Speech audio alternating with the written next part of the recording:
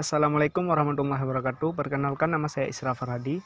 Saya mahasiswa Sains dan Teknologi Universitas Islam Negeri Araniri, Banda Aceh, jurusan Biologi dengan NIM 1707030664. Kali ini saya akan membuat sebuah video dengan judul Komoditas Lampung Blangcut serta pengendalian hayati dan OPT-nya. Di Indonesia, padi merupakan sumber pangan utama yang dikonsumsi lebih dari 70% penduduk Indonesia. Oleh karena itu, budidaya tanaman padi dilakukan secara besar-besaran di berbagai daerah di Indonesia untuk memenuhi kebutuhan dan ketahanan pangan. Dari banyaknya daerah yang menanam padi, Blangcut adalah salah satu contohnya. Desa Blangcut yang terletak di Kecamatan Merah 2, Kabupaten PD Jaya. PD Jaya merupakan kabupaten hasil pemekaran dari PD Induk atau PD pada tahun 2007.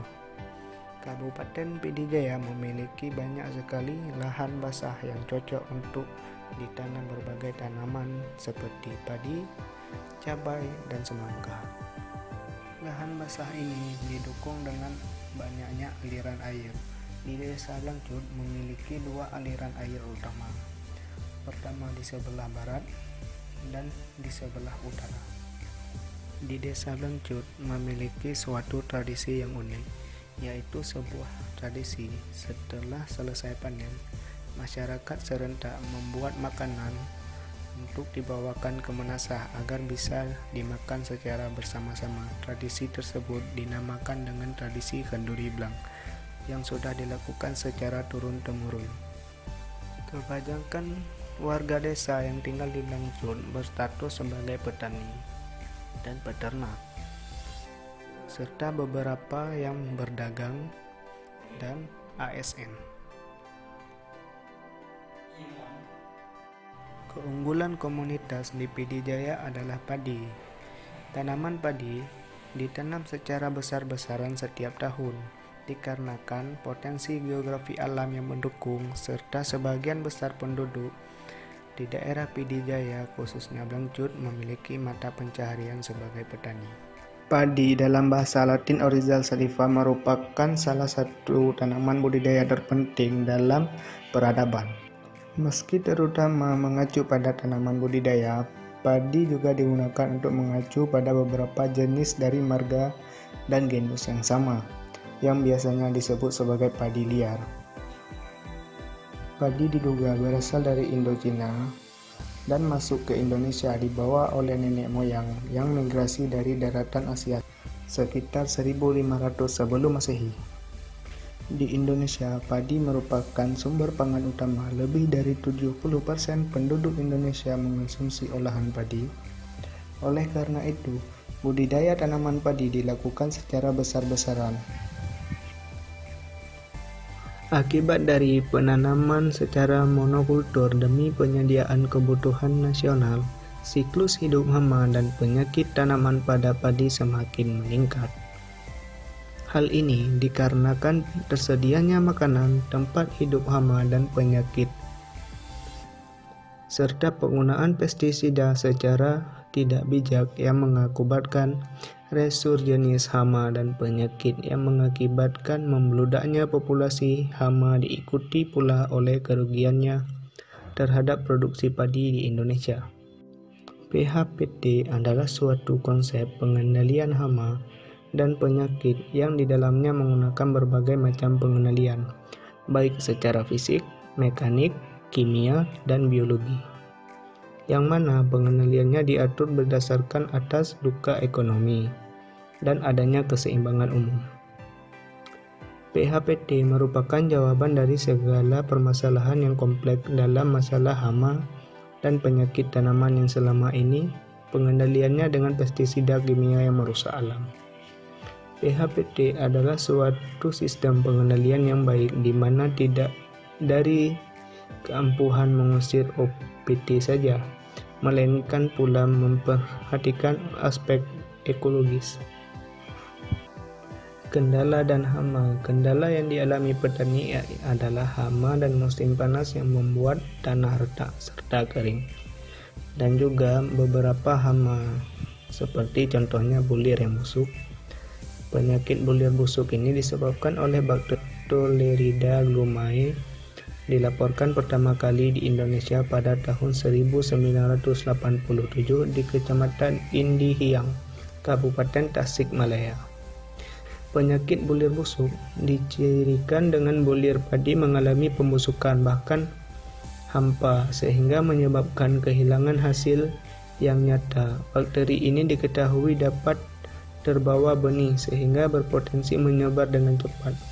Faktor-faktor seperti importasi benih, perubahan iklim global, dan cara budidaya diduga berhubungan dengan terjadinya ledakan penyakit.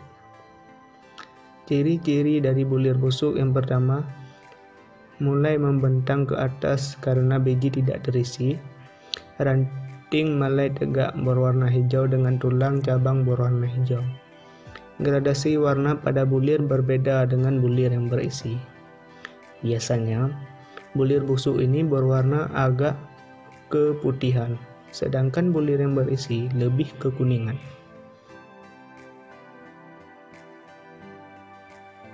Pencegahannya, benih yang digunakan harus bersih dari benih yang lain. Kemudian, benih diseleksi dengan air garam 3% untuk pemilihan benih yang sehat serta bernas. Setelah itu benih direndam dengan agen hayati atau perlakuan lainnya sebelum disebar. Yang kedua itu ada hama pengerek batang. Hama pengerek batang adalah salah satu hama yang berbahaya pada tanaman padi. Karena hama ini bisa menyerang tanaman padi mulai dari fase persamaian, fase vegetatif, fase generatif, hingga fase memanen. Kerugian yang besar terjadi ketika perpindahan dilakukan bersamaan dengan fase tanaman bunting. Contohnya, serangan hama pengerek batang pada padi adalah yang pertama pada fase vegetatif. Larva memotong bagian tengah, menyebabkan pucuk layu, mengering, dan pada akhirnya tanaman padi tersebut mati. Yang kedua, pada fase generatif yang menyebabkan mulai munculnya putih pada bulir padi. Yang ketiga itu ada gulma. Gulma adalah jenis tumbuhan atau tanaman yang tumbuh secara liar pada tanaman budidaya atau tanaman utama, yang keberadaannya tidak diinginkan karena mengganggu pertumbuhan tanaman dan juga dapat menyebabkan penurunan hasil dari tanaman yang dibudidayakan. Pengendalian gulma yang pertama itu penggunaan varietas padi yang tahan bersaing dengan gulma. Yang kedua, pengendalian gulma secara langsung baik secara manual menggunakan tangan, secara teknis, secara fisik, cara biologi atau cara kimiawi.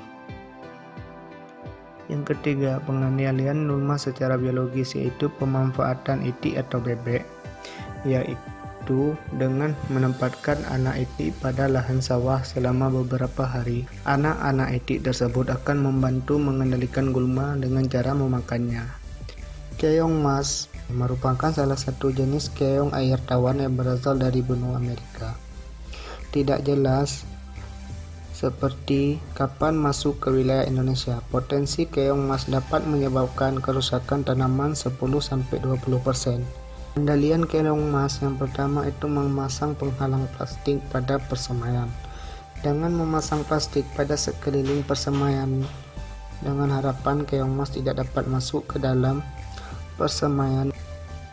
Solusi dari saya pribadi, pengendalian hama ada baiknya dilakukan secara alami, yaitu menambah pemangsa hama.